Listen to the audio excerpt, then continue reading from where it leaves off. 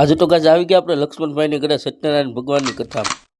હાય ગાજ, mini blog કેમ છો? મજામાં આ જશો તો વેલકમ ટુ માય ચેનલ ને ગાજ. આપણે તૈયાર થઈને આવી ગયા સીધા લક્ષ્મણભાઈની ઘરે કથામાં. ના જઈને છે ને ગાજ, દાદાએ કીધું કે હાલ ભાઈ કે આરતીની ડીશ કરી દે તૈયાર, ને પછી તો આપણે છે ને ગાજ હાચો ડોયનો માથે નાખ્યું કંકુ, ને પછી તો આપણે કરી દીધી દાદાને ડીશ તૈયાર. ને હાગાશ કોમેન્ટ કરી દેજો કેવો લાગે છે આપણો સ્વાસ્તિક દોરીને કેમ છે, પણ એક નંબર. હાગાશ પછી તો કથામાં થઈ ગયો અમૃતભાઈની એન્ટ્રી, ને એની સાથે ગાજ કથી સત્યનારાયણ ભગવાનની કથા એમની, ને પછી તો થઈ ગઈ આરતી ચાલુ. ગાજ ગાજ તમને પણ સંભળાવું, ગાજ આરતી ચાલુ રાખો.